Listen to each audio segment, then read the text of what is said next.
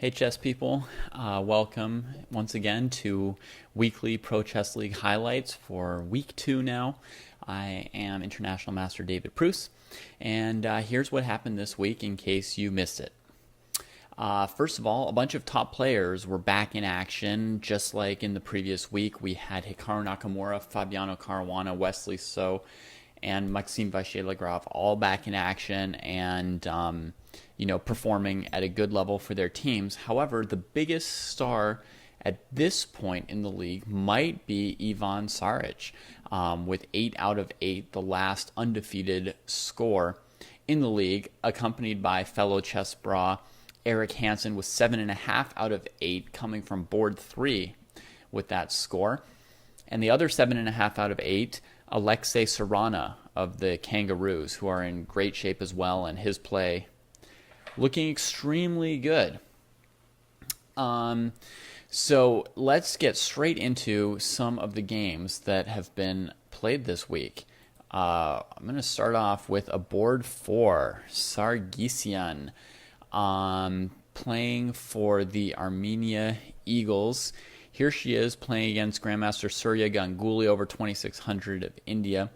And it looks like opposite side castling. There's going to be some attacks in a moment. Maybe black should get her pawns rolling. It's looking scary. Here comes Ganguly. But look how she handles this. First offering a queen trade, getting a new space for her queen in order to use that space for the rooks, and then she just calmly defends with counter pressure on the c-file. Now, perhaps queen to b2 would be a reasonable move from white, defending c3 and still looking to play b6. I think that Surya was probably afraid of knight to g4 from black, followed by knight to h4, and suddenly she creates attacking threats against h2. But bishop takes g6 could deal with that. In any case, he goes for it with b6. Not necessarily a bad move, but Anna calmly takes on c3. And at this point, this move is probably a mistake from Ganguly, sort of ceding the c-file instead of trading a rook there. Anna also takes the time to play a6, blocking up the queen side. And now Surya's in a tough spot because she's locked up the whole queen side. She's controlling the open file, and she's up a pawn. So, what are you going to do to stay in this game, GM?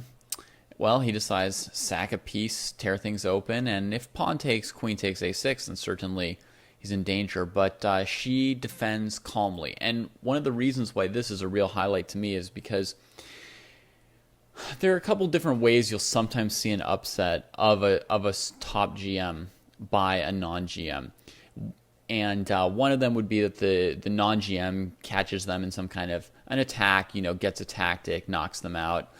Another is that the GM tries too hard to win and, maybe overpresses, avoiding draws or simple positions. But it's very rare for a GM to go on the attack, as Surya was doing here. He got the first pawn storm going. He's in contact with her king already. And for the lower rated player to calmly and coolly defend everything and refute the attack, that's a very rare way to win. So here it is, rook c2, knocks the queen back, now knight to g4. And now there is a threat of rook takes f2, but if bishop e2, the even bigger threat from black is knight to h4, and suddenly white's basically checkmated on h2. So Surya, realizing he was in trouble, played g3 to avoid knight h4, losing a piece, and eventually went on to lose this game down a piece. Next segment for you. This is from, I don't know how to pronounce the name, my apologies, Giga Chuparadze, Georgian GM, playing white here. He's rated 2495, which in this league is just about average since the team lineups are just under 2500. Here he's playing against Grandmaster Tigra, which is Savchenko, and Savchenko outrates him by 60 points or so. But Chuparadze had a fantastic first week, and he had another fantastic second week. At this point in the game, it's unclear who's better and why.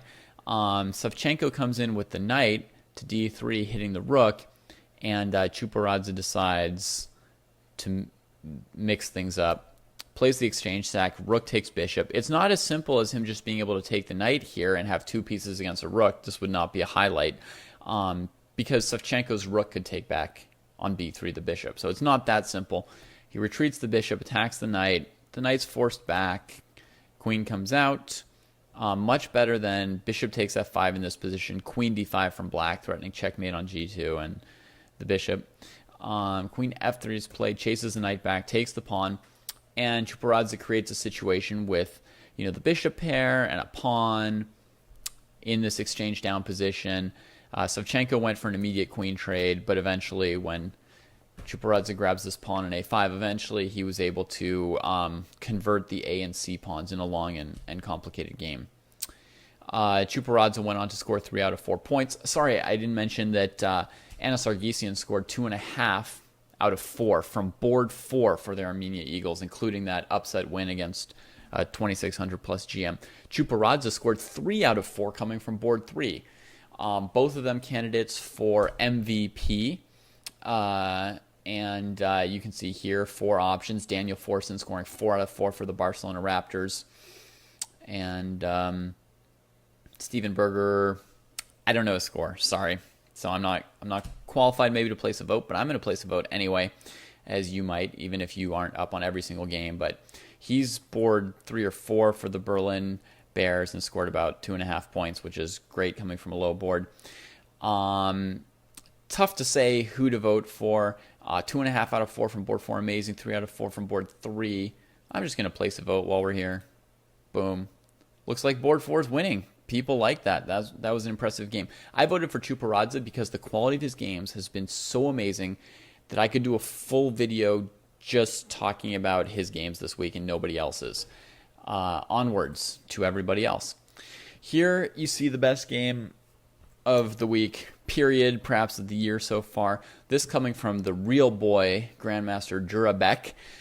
He's playing black here. He's already down a pawn against the Pittsburgh Pawn Grabbers' new Top Gun signing of Sergei Ehrenberg. He's already down a pawn, so he's like, here, I'll give another. G5. This is important. He wants to just tear things open. His knight and his pawn, everything could come under attack, but with this white king out in front, the white pieces aren't going to be doing a lot of attacking. Knight comes forward, of course, not backwards, sacking a third pawn. At this point, the real boy is down 3 pawns. That's a lot to invest. Now, he does have a funky-looking knight on h1 and king on f2, right, for his play. He plays queen to b6, just saying, whatever you do, I'm going to sack my knight on d4. That's how I break through. That's my follow-up. I would play e5, but it sacks my king, so I guess it'll have to be the knight. So queen b6 was played. The white king got out of the way. Whatever. He sacks it anyway. Chases this king. Pursues him. And goes on to win the game. Here there's a basically unstoppable mate threat on c2, which forces white to give the queen and doesn't delay things much. Now there's a kind of unstoppable threat of rook takes d2. This game, brutal, sick, and extremely interesting and important from the get-go, the opening as well. And it's a game which I'm going to go over in my professional chess lessons video for this week. So if you head over to the Professional Chess League's own YouTube channel, that's where you will find that video with this game and also this one. Here we've got the Last Samurai Grandmaster Emil Jan for the Archbishops, who already have Wesley So and Caruana on the team. So it's hard to remember who else is on the team when you've got those 2 names to think of. But here he's taking on 4 out of 4 in the first week, Ilya Nizhnik, and plays the strong move bishop g5, just threatening to take on f6 and wreck black's kingside structure. Black has no way to stop it, and so this secures a clear advantage for white, but Nizhnik took, and any guesses what the problem was with taking? The old bishop h7, sacrifice, king takes, knight g5 check. If the king comes up, he gets destroyed. If the king goes back, he gets destroyed. In this position, a very, very, very nice move, d5. Rather than chasing the king with queen h7, king f8, queen h8, king e7, and then either rook takes e6 check or queen takes g7, which are both interesting. Much cleaner to just play d5, trying to cut the king off. If black ever takes with the e pawn, then the e file becomes open and queen h7, queen h8 is mate. So very quickly, the last samurai broke through. And here, if queen takes rook, he has queen f7 check, king h8, queen e8, checkmate. So he's recovered his material. The attack continues, run, and he went on to win this game. If you want to see more about this and learn about the opening setup for it and all that, head on over to the PCL channel. Let's move on to a game which won't be covered there. Grandmaster Jeffrey Xiong leading the Dallas Destiny. Here he's just broken through in the center, and obviously his pieces are strong, but what do you do with a good position like this? How do you strike while the opponent's rooks are not quite as well placed as yours? Well, he brings out one of the white rooks with this sacrifice of the knight, temporary sacrifice. The rook takes, check, forcing the rook back, and now you see what would have happened if the king had been on f2. It's just this move, rook d2, just using the power of the rooks to win back the knight on e2. White has a counter shot, though, which Jeffrey had to take into account. Queen c4, hitting f7. So what do? Do you take the knight? Do you defend your f-pawn? Take the knight. Check. King runs. And now it seems like suddenly this terrible rook on a4 has a perfect position. It's defending the threats on g2 and contributing to a counterattack against g6. It almost seems like suddenly everything's worked out for white. Did Jeffrey see all this coming? He did, and more. Queen to d4 check, sacking the queen, and white resigned because if he doesn't take the queen can take his rook. And if he does take the queen, then rook g2, king h1, rook h2, king g1, rook dg2 is a checkmate from the two rooks. Beautiful queen sack for checkmate. Don't get to see those every day. Here's another cool little trick from Yvonne Sarich, one of the front runners for MVP of the season so far. In his 4 out of 4, here he is. It's sort of Sicilian turned into a French structure, and he strikes immediately here with f5. Boom. The lesser of the two evils was e takes f5, knight d5, with central domination for white, who will follow up with bishop h6 and the knight coming into either b6 or f6, depending on how black plays it. But Daniel tried to maintain his central structure to keep all the white minor pieces out of the fight. That allows the white heavy pieces into the fight, and after rook f3, king h8, rook h3, he just resigned in horror, realizing that the intended defense of rook g8 to g7 loses after rook g8, rook h7 check, king takes rook, queen h5, king g7, and queen h6, checkmate. White basically only has one piece on the entire king side, right? The queen, but it's enough to deliver a smush checkmate to the king. Onwards. This one here, super complicated. Can't do it justice without its own video, but this is this game here is coming from Grandmaster Mewis back 26, aka Ralph Mamedov, filling the shoes of his compatriot Shakhriyar Mamedyarov as first board for the hackers, while Mamedyarov is sort of engaged at Wei-Gan-Zhe. And here he sets things off with knight b5, threatening knight c7, taking advantage of the a6 pawn not being able to capture without losing the rook on a8.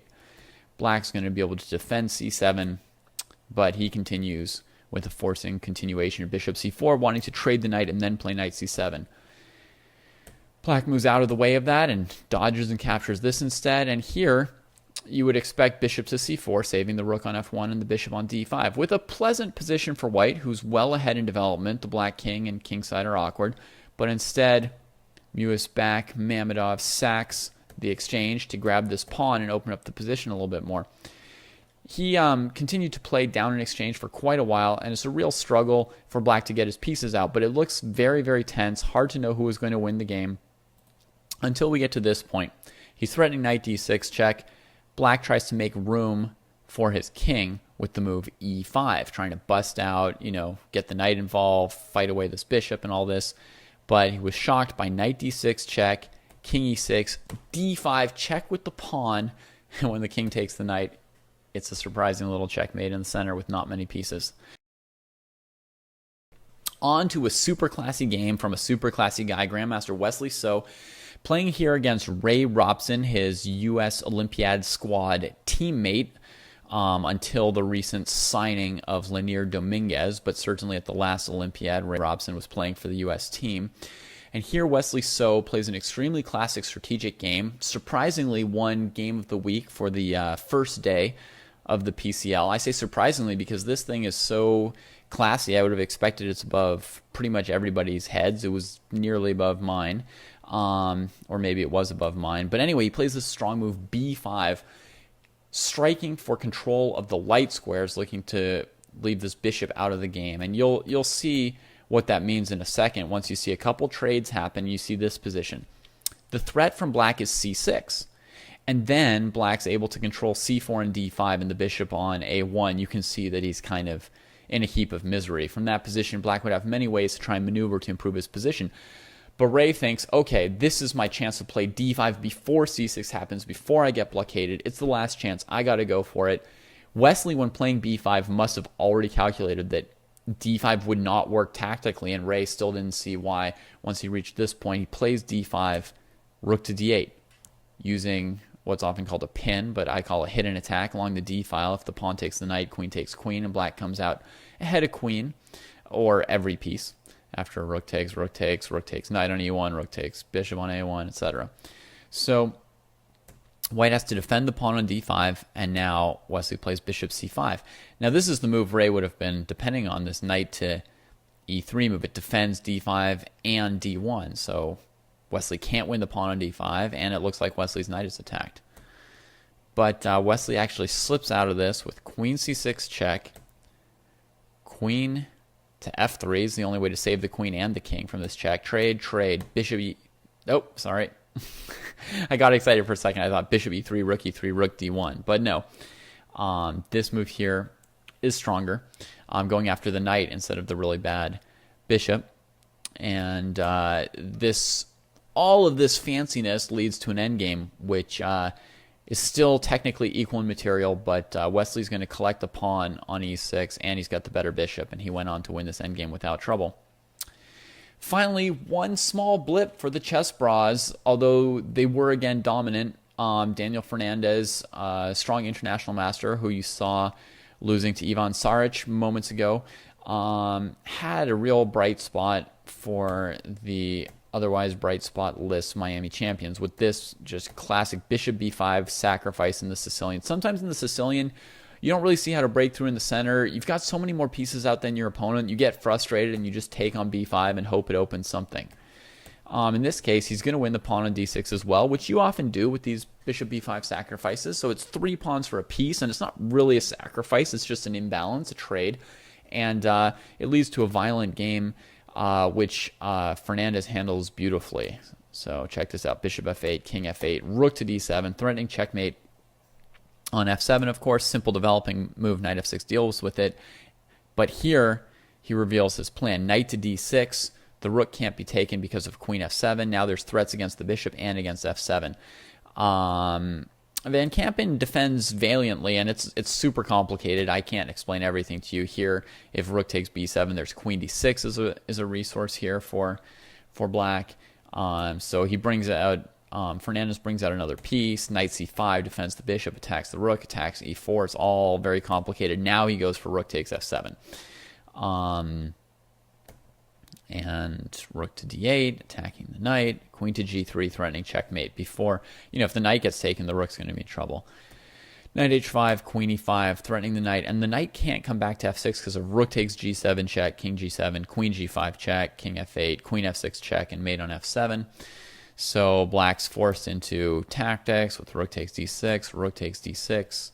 Here, queen d6 won't get enough pieces back for black after queen takes d6, king f7, queen takes c5, hitting the knight and threatening queen c7. So black plays one last trap, queen to a5, threatening knight to b3 check, winning the queen on e5 if white doesn't handle this correctly. But look how Daniel solves this last problem. Rook takes b7, and if knight b3 check, pawn takes, queen takes e5, he's got back rank mate with the other rook. He even sets up knight b7, defending the queen, but he just trades, and Van Kampen resigned because he realized rook d8 check will win the rook on h8 and win an endgame for white easily with 4 extra pawns in an exchange. So those are the highlights for this week. Let's quickly have a glance at the league standings at this point. As mentioned, the St. Louis Archbishops and the Montreal Chess Bras still tearing it up in the Atlantic Division with 41.5 points each, just ahead of the New York Marshals, who also have a nice 2-match wins to their resume. Over in the Pacific Division, the two front runners are the Australia Kangaroos and the Chengdu Pandas, still winning their matches by wide margins.